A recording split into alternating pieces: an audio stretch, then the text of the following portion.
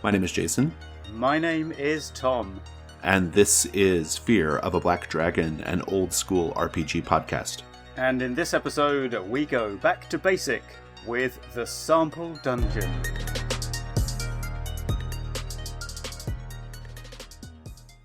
Our first segment is Basic Crawl. The Sample Dungeon, widely referred to as the Tower of Zenopus, is a 6-page dungeon adventure written by J. Eric Holmes with cartography possibly by David Sutherland. It was first published by TSR in the Dungeons & Dragons Basic Set in 1977. We're taking a look at the version from 1978, which has a slightly less dangerous spider. 100 years ago, the sorcerer Zenopus built a tower on the low hills overlooking Portown. The tower was close to the sea cliff west of the town and, appropriately, next door to the graveyard. Rumour has it that the magician made extensive cellars and tunnels underneath the tower. The town is located on the ruins of a much older city of doubtful history, and Zenopus was said to excavate in his cellars in search of ancient treasures. The entrance to the old dungeons can be easily located as a flight of broad stone steps leading down into darkness. But the few adventurous souls who have descended into crypts below the ruin have either reported only empty stone corridors, or have failed to return at all. The scenario starts the party at the foot of the steps near an underground crossroads, from which they can explore the lair of some goblins and encounter the unquiet dead, get ambushed by a big spider, run into an evil wizard and his unfortunate servitors, and discover the hidden cove of a band of pirates. There is also a fairly straightforward puzzle room with a magic bronze mask that PCs can ask for information. Let's talk about how we have used this in our gaming. I've only read it, Tom. I have, in retrospect, run this a lot. I think it's 5 or 6 times over the years, since about 1997, I want to say. Okay. Mostly in Home's Basic D&D, or latterly Blue Home, the retro clone thereof. I've also run it at least once in World of Dungeons. Most recently, and I only just remembered this about 15 minutes before this recording, I used it as a one-on-one playtest of my submarine dungeon game, Arctech. So, yes. Yeah, it turns out I've been in this dungeon a lot. I will say, even though I've never run it, I feel like I've basically run it because it has such a straightforward basic setup that has been repeated so many times. Yeah, to jump right into things we liked almost, I think what's so noteworthy about it, or maybe noteworthy, so not necessarily good or bad, is that it seems weird to talk about this dungeon in a way, because I think anyone who hasn't seen it before is going to just be wondering, why are we talking about this feature or that? This is just standard things for dungeons. But this is kind of it. This is, in many ways, the dungeon that was standard. You know, it came with the basic set. It was what thousands, maybe millions of people played first. Yeah, and I think maybe that's one reason that I've ended up migrating back to it over these years, ever since I first played it, is that whenever I know that I have to do a one-shot for someone who wants to play D&D or wants to try a fantasy role-playing game, or if I want to compare 2 different systems or approaches to something, this is that kind of Rosetta Stone of dungeon design. Yeah, you know? Yeah. So, but yeah, actually, let's do that. I know normally you do the segues, but let's talk about things we liked about it, right? How dare you take my job from me, Tom? Whenever we do these old dungeons, we get a chance to look back on the hobby as it was, and maybe even more importantly, how it might have developed if different decisions had been made along the way. And I find that super fascinating.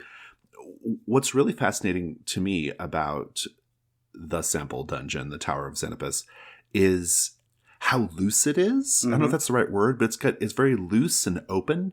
It actually feels much closer to what we consider the modern day OSR design movement in terms of information density and having a kind of lighter touch than the dungeons that would come out even just a year or two after it. Yeah, I think it's interesting you mentioned this idea of routes not taken, because there is a school of thought, relatively underrepresented in shouty Twitter arguments, but that says that the OSR is not about recreating a certain style of play or doing a certain thing, but of this idea of going back and exploring the what-ifs. And that's why you have these so many different styles of design and approaches that come out of it, and the NSR and so on, is because of exactly that. But you're right, and it's loose. I think what I find charming about it is how friendly it is. It's like Eric Holmes is kind of sitting there explaining how to play this game to you as you read through. And I know what you mean. It has space to breathe, room to maneuver, which if you compare it to, for example, other classic D&D modules of the period, like Keep on the Borderlands by Gary Gygax himself, that is a way denser text, and the dungeon layout even, I would say, is way denser than the relatively spacious Tower of Zenopus sample dungeon that Holmes provides. So, yeah, you're right. And of course, Gary Gygax was the one who got to decide what happened in D&D. And to be fair to him, he did he did edit this dungeon and like okay it for publishing, and indeed tone down the spider ambush, I think, if I've read my history articles correctly. So it's not like he was there's some kind of what's that argument people always have about Spider-Man, who invented it, like Jack Kirby or someone else. Anyway, it's not like that. It's not like that. But I know what you mean. When I was reading this, listeners, there's not much to read. It's a really short little thing, right? Like I think I read it in like 20 minutes. Yeah, six pages, and one of them is the map. So right, yeah. I was reading this, and I just kept having this feeling of like, wow, we talk about Roots Not Taken. Like, I feel like there was a way that the hobby developed more like this that I would have probably preferred, and indeed what I really kind of did anyway when I was like running games in high school. The enemy encounters are a great example. They are just a couple of like relevant lines of information, why this person is there, how they react to things, and then like a literal single line of stats. The desire to like over explain is not there. I wonder how much of that light touch stat block, as it were, for the enemy encounters, I wonder how much of that was because Holmes just thought that was the best way to do it in terms of managing information at the table and cognitive load and all those fun terms. Like, I wonder how much of it was that Holmes just thinking this is the right way to do it, or how much of it was just, this is a brand new hobby, this is a brand new thing, we don't really know what the right thing is. I don't think we have any way of knowing the answer to that, but it's an interesting question. It is. It's, one of the intriguing things here. Well, there's that. There's also, I think, some of the, even the layout choices in the dungeon. What's intriguing is, it's, we don't know, and we never will know what proportion of these decisions that were made in the design were intentional, and which are just maybe intuitive. Like, he'd been running D&D for some time when this came out. I guess maximum 2 to 3 years, because that's when it was invented. Right, yeah. But he may just have had a gut feeling for it. But then again, I think, and listeners, write in and correct me if I'm wrong, I think Holmes did have a background in psychology. So you may be right about the cognitive load thing. He might have been quite deliberately thinking, I'll prompt people here about this and that. And you do find at every encounter, it's reminding you of, these are the rules for how you do this and that. I think there's a mix. There are some sort of spot rules for this is a special thing that needs, roll 1d6, and if you get a 1, this happens. But a lot of them are just reminders of things you've already learned earlier in the book. Right. So like, these goblins have whatever hit die they have. That means roll an 8-sided die and add 1. Or it's like, and that takes just a few words as well.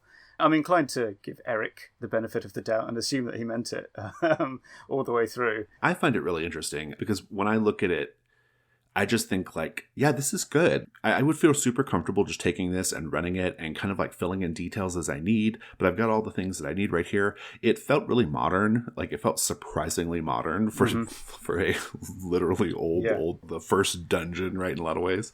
There's other like things in there in terms of what almost feels like a philosophy of design or something going on here. Like the very first line after the introduction is, the dungeon master should read this background to the players and then let them decide how they will proceed. I really love that. I mean, honestly, it almost feels like play to find out what happens, right? Like, it's got that feeling to it, which I think is great. Yeah, and it has a lot of blank spaces to explore in it. And like, each time I've run it, well, I suppose there are probably patterns that the responses people have that they would fall into. But generally, lots of different things happen all the time. Because, well, for a start, there are situations are fairly static. So, when you show up, the pirates are doing this on the hidden beach, or the magician is behind his work table when you come in, and he'll try and cast a spell and run away. But that's the thing, that these situations are only static until the PCs show up, and something will happen no matter what they do, right? Because if you poke your head in and the wizard doesn't see you, then at that point the GM, DM, whatever, has to start thinking. And that's what I really liked about it, even when I was a teenager running this for some, I think, slightly younger kids in high school, was that it sort of forced you to start improvising straight away, because even though he doesn't tell you that the next time you stick your head through the door, the magician won't be in the same location, that's just logical. That's something you understand instinctively. Yeah. And actually, I want to quote from the text to give an actual example. So that wizard is, now I'm quoting, an evil thaumaturgist, brackets 4th level, who has been trying to take over the dungeon level. Near him is a 2nd level fighting man whom he holds under a charm spell. Actually, this man is one of the smugglers from the sea cave whose curiosity allowed him to wander too far into the underground. So, I mean, there's so many questions that you have to answer for yourself. What does it mean to take over a dungeon level? Mm-hmm. What will the smuggler do if you could somehow de-charm him? Are his friends looking for him? And what's really great about this is that your answer in the moment, because I think you're right, you don't bother prepping this, just start running it and figure it out as you go along. Is the GM will answer those questions differently, probably differently each time. And the players also decide in the moment. They'll think things like, oh, this clearly ensorcelled smuggler could be our friend if they've seen the pirates before. But if they haven't, they might go, he must be some kind of fanatical servant of the enemy. And even if the DM has a different opinion about that, it doesn't really matter, because the way they're responding to the situation kind of dictates the truth. You can't tell them they were wrong afterwards about what would have happened if they'd let the smuggler guard man get closer to them with his sword. They'll never be able to find that out, and that's kind of the beauty of it. And almost all of the situations you walk into are like that. The exceptions, I would say, are the goblins and big rats, because they don't really have much nuance to them. But there's loads of things where you sort of, there are questions to be asked. And even if your game never gets around to addressing them, it's something to think about later. What are these ghouls doing down here? What's the deal with the sarcophagi? Things for the players to tantalise themselves within their heads between sessions. And of course, that's what Gary Gygax and TSR wanted back in the days. They want these kids to be thinking, oh, wow, what are we going to discover next time? And I better go back and play again. In the early days of this very podcast, we covered the Warlock of Firetop Mountain. Right. I think that's what it's called, right? Yes, with the tableau that don't work. In that episode, if I recall correctly, we made kind of a big deal about this idea that the dungeon was just like static, and it did things as soon as you walked in. I think we kind of gave it the Westworld was. we kind of compared it to like Westworld, right? Yeah, to amusement parks. Yeah. In the years since, and that has been a fair number of years now, actually, as it turns out, I've really kind of come around to almost like a different kind of place on the style of dungeon, or just a different way of thinking about it, which is, I don't know how much it's that the important thing is that, okay, the Minotaur is always doing this, or the orcs are always doing this, as much as it is the writer of the dungeon teaching the dungeon master what this space is. It's like you're teaching the dungeon master what this environment is by way of example, essentially. And I've started to think about dungeons in that way more, especially the older ones. And this one, I think, benefits from that. And I think it's kind of highlighting what you're saying. Ultimately, the DM's job is to just react in the moment. It doesn't make sense that if they look into the space a second time, that it's going to be doing the same thing. And so, to some degree, a lot of keyed prompts, like little explanations of locations of keyed areas, are just, this is a thing that could be happening, and let that inspire what else could be happening, right? And so,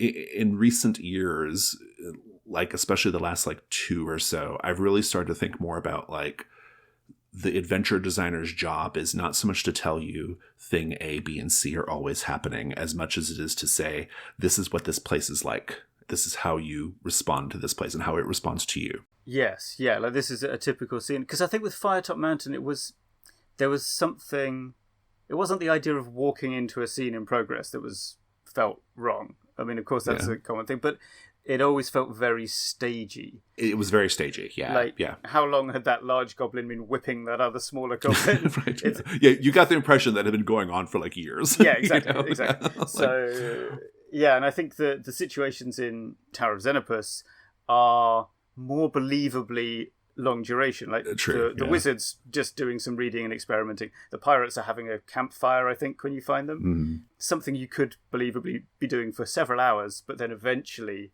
a patient party could wait them out and make them go away. I do want to segue on to the next thing that I think is good about this, though, in design terms. Sure, yeah. Which is, you mentioned theme parks, and themed areas, I think, is a really big strength of this. Okay. In that, obviously we have a map of the dungeon, but there are sort of certain locations around this dungeon that you could sort of say there's like an undead area up towards the north. Wait, spoilers, towards the north. So like underneath the graveyard of the town, there are some sarcophagi you can mess around with, get attacked by a magic dagger, which is, I guess, later reused in The Haunting in Call of Cthulhu. And there are some ghouls there. And then there's another part of the dungeon where some goblins have moved in. There's the aforementioned smugglers or pirates hidden sea cave. And then there's the magician. The magician sort of has his study and also a tower that reaches up above ground into the town. And so you've sort of got these 4 different lands, if you will. Beasts land, undead land, magician land, and pirate world. Right. And it's not quite as like clear cut as all that.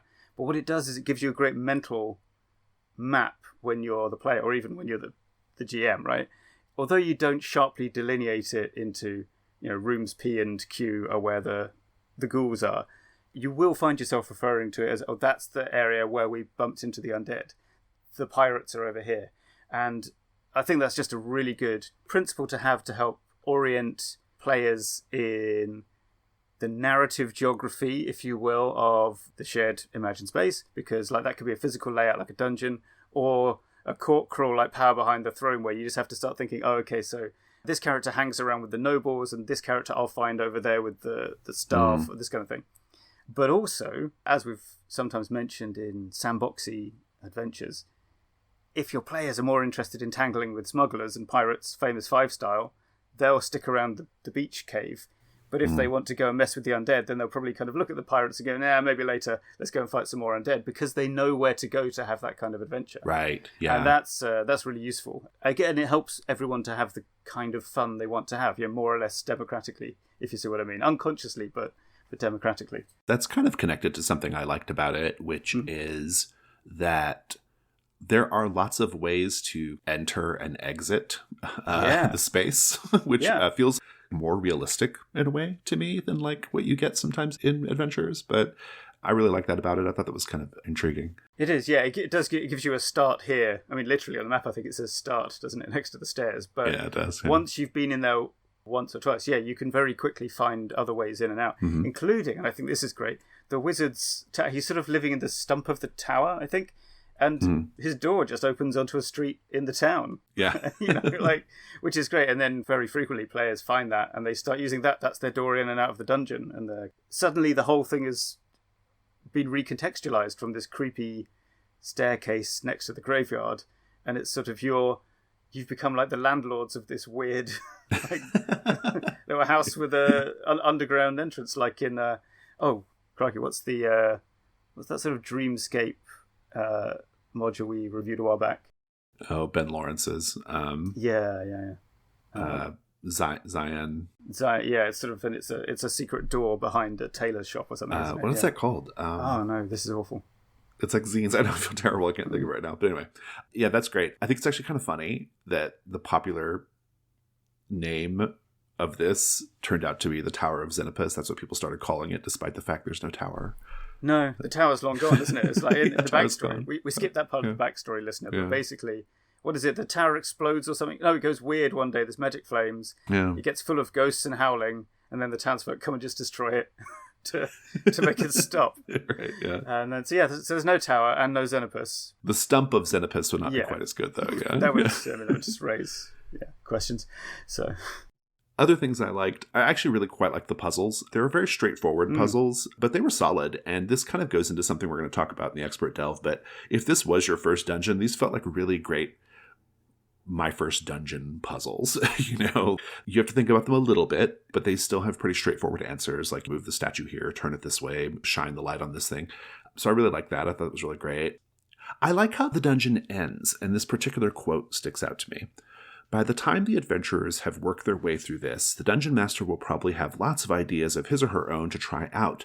Design your own dungeon or dig new passages and levels in this one. What lies in the undiscovered deeper levels where Zenopus met his doom?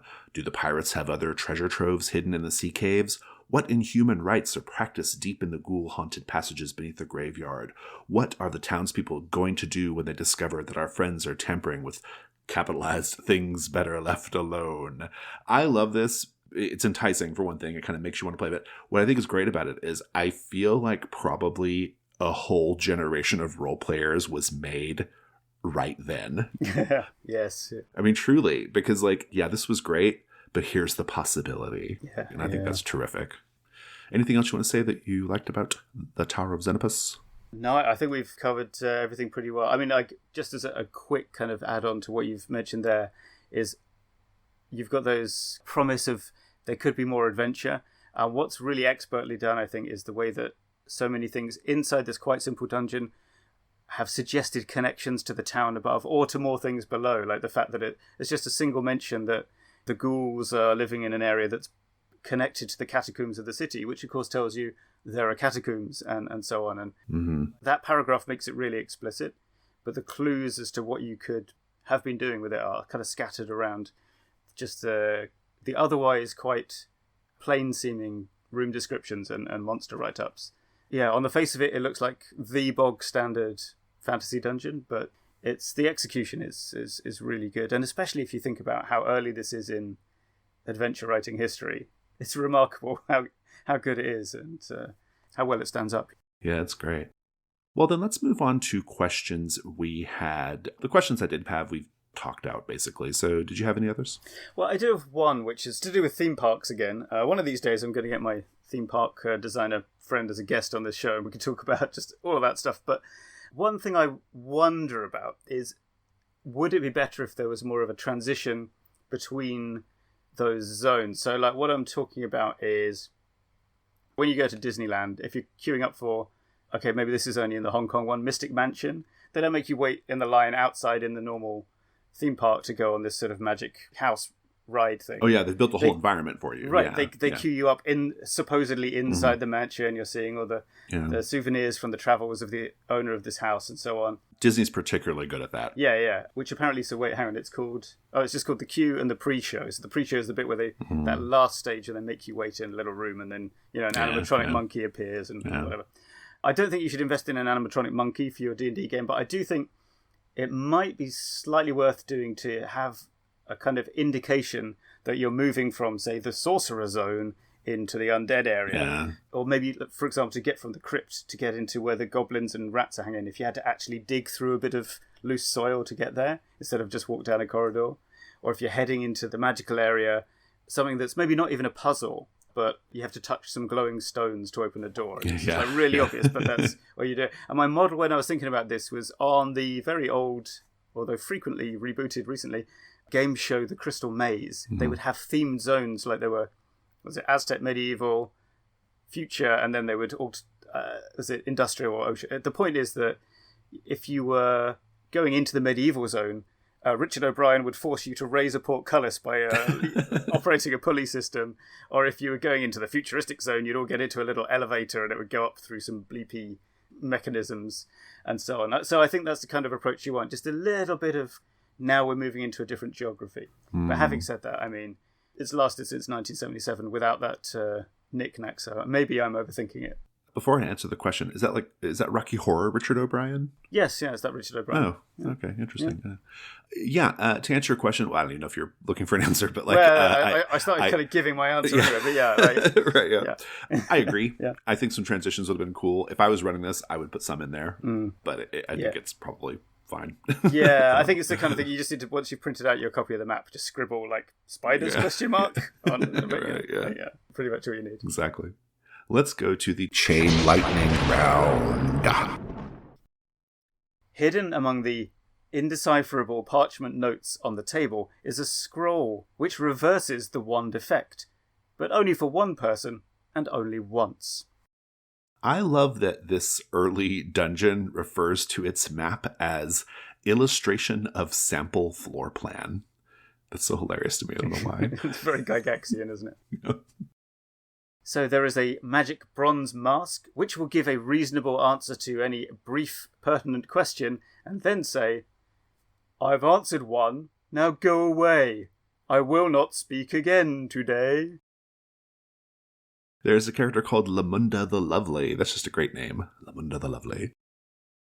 And quoting about one of the magician's unfortunate servitors, "The ape is 2 hit dice and is armor class 7.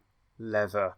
And will attack as soon as he gets out. He hates the cage and has been waiting to get even." And I like this bit of foraging. There is no treasure in this room, but a +1 dagger is embedded in the spider's body, evidently a souvenir from some previous battle. It can be found only if the beast is cut open. Let's go to the next segment.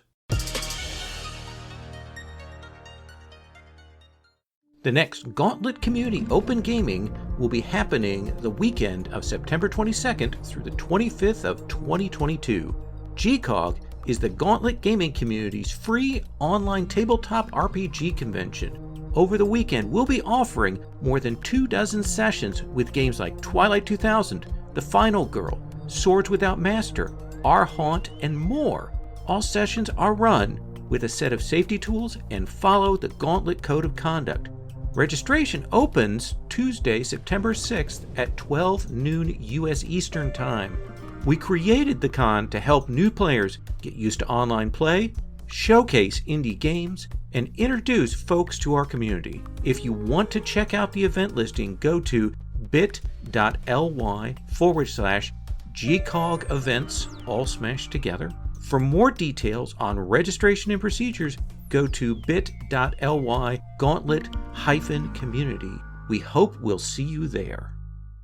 It's the Expert Delve, and today we are talking about tutorial levels, or a phrase Tom has put here called invisible tutorials, starter scenarios, starting dungeons, things that are meant to teach you the gameplay. Is that fair? Yeah, so I was thinking about this on the basis of, it's another one of those ones where we talk about video games for a bit, which is, you know how boring it is the first time you play a video game, and the tutorial is things like, walk over here and press X to activate a button. Now shoot at this thing.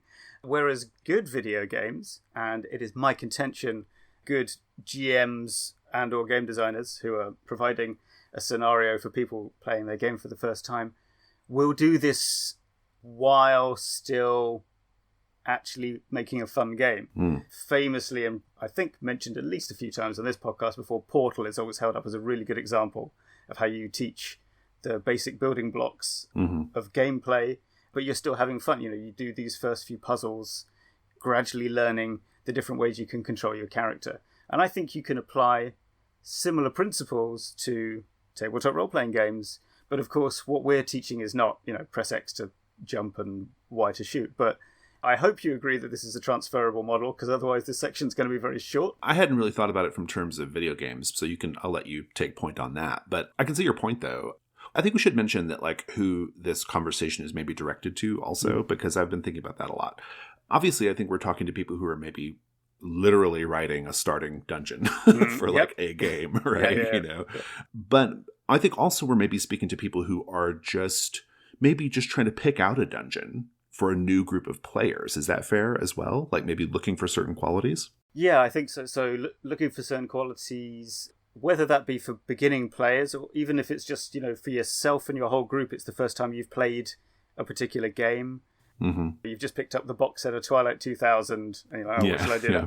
So, I think it's that idea of not just creating things from scratch, but maybe assessing whether something has the ingredients that you need to teach yourself and your group again. You could also adapt a scenario that exists and add something or change something.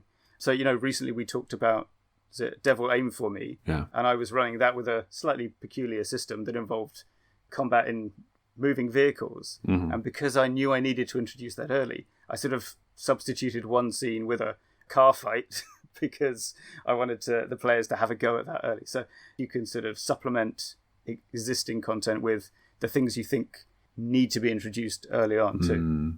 Mm-hmm. Elden Ring, the only video game I've been playing since March. Elden Ring has probably, in my opinion, it was really, really controversial, but in my opinion, probably the most brilliant tutorial setup of any video game, because you can literally walk past it. Yeah. To get to the tutorial level, you have to basically like crush your heart and jump off a ledge into a pitch black cave or a crevasse. That's where the tutorial is. But you're also being taught something fundamental about the game in the discovering of that, because there's a ghost that hints at what's down there, and you can choose to either trust the ghost or not trust the ghost. And then when you do finally drop down there, you're like, oh, I'm in the tutorial. And so in a lot of ways, the Elden Ring designers are teaching you what Elden Ring kind of is, you know, in terms of exploration and discovery and like talking to cryptic NPCs and learning things. I really loved it. But it did cause quite a lot of people to skip the tutorial because they did not jump down the crevasse. Because they didn't pick up the hint. Yeah. That's really interesting. And actually, I mean, the thing is, I know I've mentioned the video game thing, but to be honest, almost all I play is driving games. No, that's not true. I play Far Cry sequels as well. But so I'm not the best place to talk about video game tutorials in general. Oh, by the way, yeah, driving games, terrible tutorials. But I do think that's a very good thing to bring up first, the idea that it's teaching you the vibe, because the big difference, I would say, from video games is they're almost entirely about teaching you the mechanics and not the setting, with some exceptions.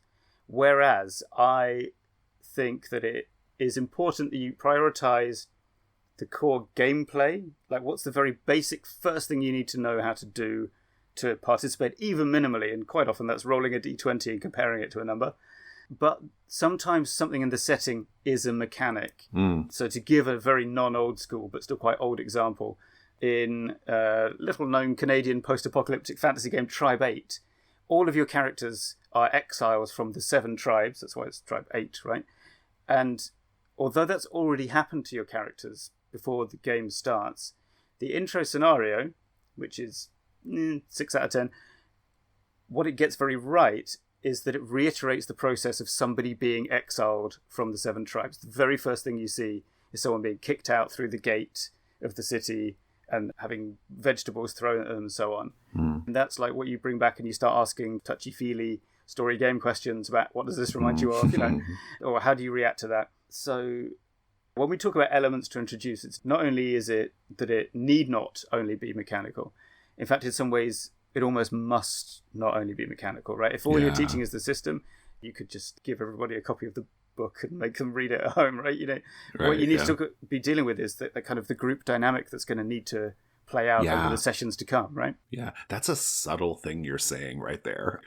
People should probably listen to that a few times, because what you're saying is quite a subtle concept. It's not just teaching mechanics, it's almost like teaching why we show up for the mechanics, which I think is interesting. We're showing up to have a certain type of experience. Yeah, your starting situation should be in some way a concentrated example of what the game's meant to be like. Yeah. So if I can give one of my examples, there's a scenario that is the sort of default intro for my game Revolution Comes to the Kingdom, and it's your classic, you're all in prison, because of course that means everyone can generate whatever character they want and just throw them together. But it also intensely introduces the conflict that is at the heart of the game. So you're thrown together, you've all been lumped in, justly or unjustly, with the enemies of your captors, and you need to decide what to do about that. And then, the first thing you do is break out and have a stealth scene to escape from the prison, because the first thing I want people to do is learn how to do that.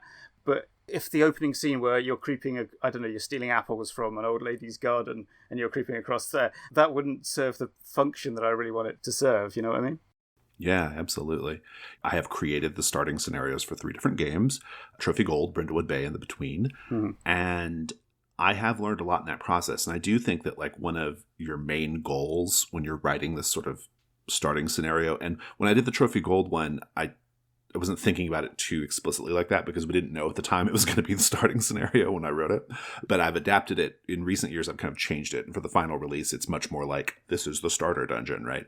But the Between and Brindlewood Bay, I had very front of my mind what I wanted the starting things to be like. And I think kind of one of your main goals, you've alluded to this, is to give the players space to try out the game's mechanics. I think that's really kind of important.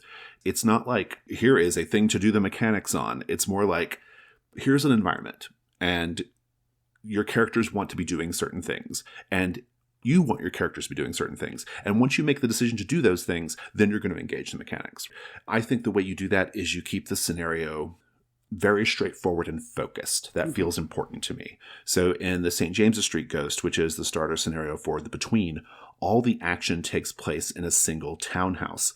Later scenarios, they take place over whole districts in London or even the whole city of London, right? But this first one is just in this townhouse, and it's a really basic setup. It's a haunted house. The characters have to figure out, what does this ghost want in order to get rid of the ghost? It's contained, it's focused, it gives you space. It gives a character space to just like look around and poke around. The stakes are a little bit lower than they are in future scenarios. That feels like an important part of it to me. An environment where the players get to roam about and engage, but they can't go too far afield, you know? Well, actually, I don't mind the roaming too far afield. In Improvised Escape Plan, they start off in a very confined space, and then they're kind of sneaking around the area and either just escaping or... I think maybe what I mean is like scope. You can't go like face the big bad right away, right? No. So I think you need to give an immediate situation. But then the second act of Improvised Escape Plan is just get away now. And that's because I wanted to engage the overland travel, which is a big deal, or the car chase rules, depending on how things have gone. I don't mind which. But at that point, even though they've gone from being basically locked in a warehouse to with the entire kingdom before them, in fact, when your objective is just get away, that's not really a big thing. It's still A to B. It's A, where you are now, to B, freedom in somewhere safe. So the scope is still relatively limited, even though, of course, at that point they can choose to nominate my safe house is a farmhouse up in the mountains, or my safe house is, the attic apartment of a concert violinist, and so on. But the scope of the situation should be limited. But it is important, I think, that, like you say, it's not saying, okay, now here's the bit where we're going to do the mountain climbing rules. So you're in front of a cliff and you have to climb the cliff. I don't think it can be that and still be fun. It has to actually be a fun scenario that happens to give you the scope to get to grips with the different parts of the setting and the mechanics. So one of the weaknesses, I would say, of like the famous, the beginning of the Enemy Within for Warhammer, is it does have a limited scope, and it teaches you so many useful things you're going to need to know, like how you're going to spend a lot of time being wet and miserable, how the social structure of the Empire is going to mean that noble people can kick you around and make you do stuff. You get to meet some mutants and fight them, and there's a weird coincidence which is going to crop up a lot in future. But what it lacks a bit is you are basically just travelling down a road in a carriage and dealing with things as you go along. And if there's anything unsatisfying about it, I think it is that. You're right, that it doesn't really give you much opportunity to do lots of different approaches to the situation. That's a terrific segue into what I wanted to say about Hester's Mill, which is the Trophy Gold thing that eventually became the starter thing for Trophy Gold. Yeah. So it actually has what I've come to like understand as almost like a two-step approach. First it's linear and now it's not, So in the beginning of that one, it's quite linear. You are trying to find a road. Once you find the road, you are on the road for a little bit, and then you can get off the road to go explore off the road. But in the beginning, you are very much like being funneled in a certain direction. There's just only one way to go, right? You're literally on a road. But then you have options, right? It opens up and the way it feels in play, because I've run it about 9 million times, the way it goes in play is the beginning part is very much the players just figuring out the system, and they don't have to think too much about like, where am I going? Or, are we going to do this or go do that? No, we're going to find the road, and then we're going to go on the road. And so they get to try out the searching mechanics. They get to try out maybe a little bit of combat if something happens. But then by the time they get to the part where they get to like make some choices, they've got a handle on this basic mechanics. And so they're almost like, they feel like empowered to make those choices, right? I think that's something you can do. That's something you can replicate pretty easily in your starter scenario design, or that you can adapt a scenario to be for a starting group of players. Keep that focus in the beginning, keep that linearity in the beginning. But then once everyone has a handle on it, it opens up. Yeah, I think that's a great practice. What's your thought on sort of how much stuff you should try and introduce in like session 1? I have a rule of thumb that it should be like 3 major things, not including dice mechanics, but that might just be my sort of comedy writer's rule of 3 prejudice. I don't know. What do you think? My 2 games that I've written are really highly structured games. Their structure is a big part of the experience. And so you can't experience all of the game in the first session, right? Like it's like literally not possible. And that was intentional. There are certain parts of the game that don't come alive until session 2 because in practice, that's when you want those things to happen, right? So in the case of Brindlewood Bay and The Between, it's the mechanics where the characters can sort of like be vulnerable with each other and like clear conditions by talking about their feelings and stuff. That is very hard to do in the first session because you have to, first of all, get some conditions. You have to like accrue some reasons why you'd want to do that. You don't get to really engage that gameplay loop until later. And I find that works great because, again, in that first session, it's really about the like core activity. I think that's the key. The first session should focus on the core activity of the game. In the case of The Between, it is poking around houses that are haunted. In the case of Brindlewood Bay, it is looking at bodies and questioning suspects. And then in the second session, maybe you do that secondary activity of doing a bit of knitting while you drink tea and talk about about your dead husband, right? like that's, you know what I'm saying? Like, so I think maybe that's the answer is like, make sure that core activity is really solid in the beginning.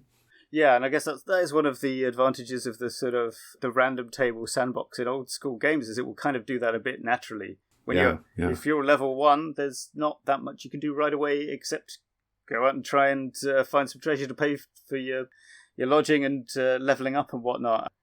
Although in that case, I mean, that's if you're playing something very sandboxy, I suppose that's where your hex map design, little concentric rings of difficulty or something is how you slightly control that. Like there's only so many days travel you could go.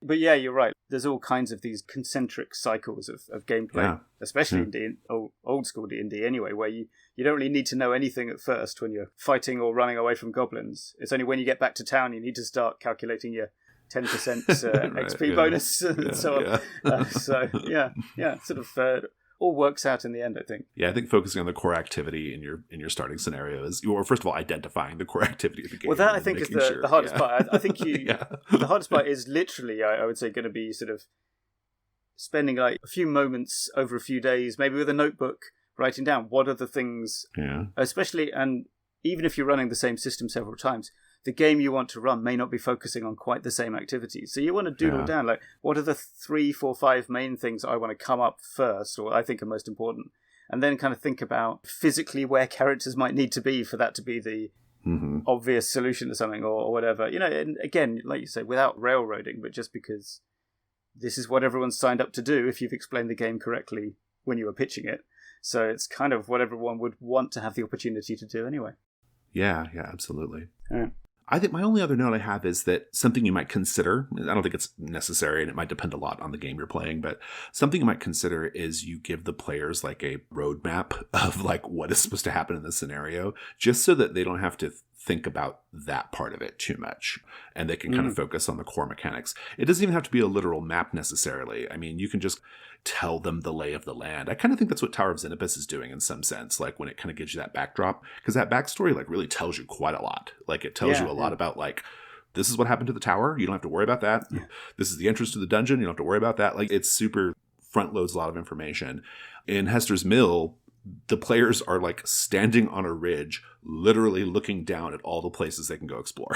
Like you look down and you see, here's a campsite, here's a shrine, here's the village, here's the gallows, here's the farmhouse. Like you just see it all. And then you just make a decision about what you want to do, So that's something you might want to do. I think maybe a related idea too, this is kind of what Tower of Zenopus was more doing, is you just give them all the backstory they need. I think the beginner scenario is not the place to hide the ball or have gotcha moments. Oh, yeah. Keep it simple and transparent in the beginning.